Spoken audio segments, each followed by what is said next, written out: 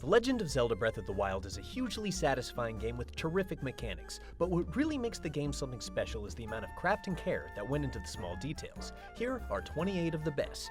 Number 1. It's very subtle, but each sage in the 4 shrines on the Great Plateau hold their hands in the formation of different pieces of the Triforce. Number 2. As most players have discovered the hard way, holding metal weapons or shields during a storm is a good way to get struck by lightning. There's a risky alternative to unequipping, however.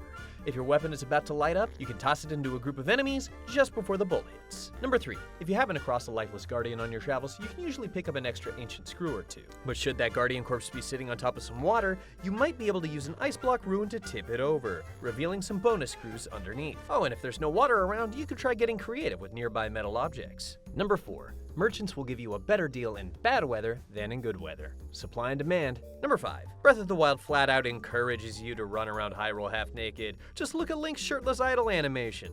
But characters in the world will take notice of your fashion choices, especially characters like Paya, whose crush on Link goes into overdrive. Then there's Hetsu, the forest spirit who's beyond thrilled to find a fellow near nudist. Unfortunately, not everyone is so entertained. Number 6. NPCs throughout the game get annoyed, ticked off, and sometimes even depressed when you talk to them while standing on a table.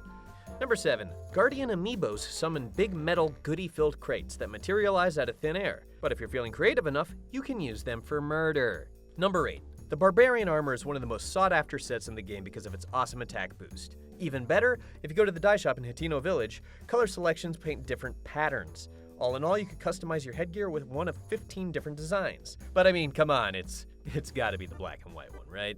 Number 9. If you run into bokoblins on horseback, you know how much of a pain it can be to nail those suckers. But once you've upgraded your stasis ruin, all you have to do is point and shoot your mounted enemy, and suddenly the game turns into a Looney Tunes episode. That's what we call practical trolling. Number 10.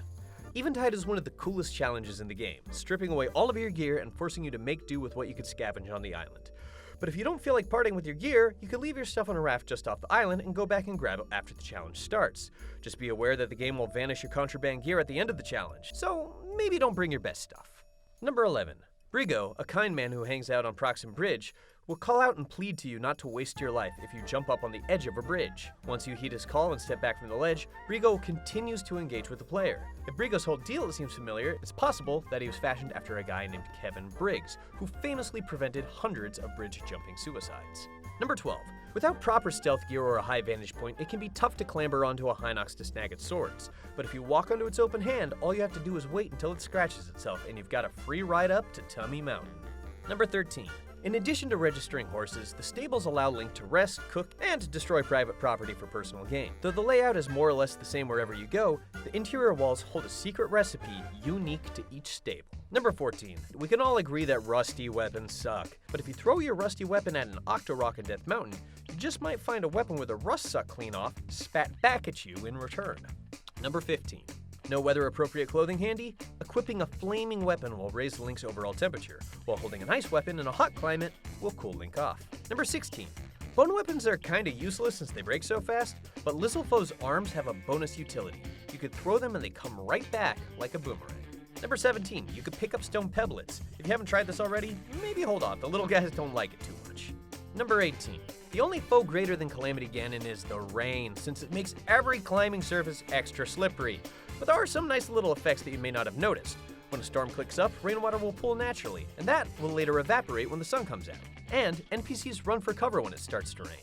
They even hold up their little hands over their heads to keep them from getting wet. Lastly, the fire keys will lose their trademark flames when hit with rain, and they'll eventually die from exposure. Sorry, little guy. Number 19. If you take a selfie in the cold, Link's teeth will chatter as he poses. Ain't that precious. Number 20. This unique landmass in the Akala region looks like it could only exist in a video game, but it was probably inspired by Spiral Jetty, an actual land sculpture in Utah. Number 21. Pressure plates and shrines activate with any weight, so if you're stuck, just drop down whatever you have and the switch will eventually trigger. Number 22. Guardians instinctively walk away from Link, so if you happen to land on top of one, you can steer it by moving around. Number 23. You can boil an egg in hot water. Huh, neat. Number 24. You might have had a moblin throw one of his buddies at you by now, but if you time it right, you can actually parry the flailing body before it hits you. Number 25.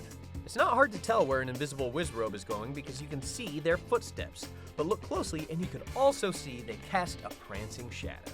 Number 26. The Lost Woods can be a pain to get through, but it's somewhat easier on a horse. Looks like the mist isn't fast enough to catch you while you're mounted. Number 27. This one's easy to overlook since it's at the side of the final battle, but if you look up in Hyrule Castle, you'll see a piece of decoration that ought to look familiar. Those music notes around the Triforce, they're Zelda's Lullaby from Ocarina of Time. And number 28 is a touching tribute to the late Satoru Iwata. When Nintendo president Satoru Iwata passed away in 2015, he left a big hole.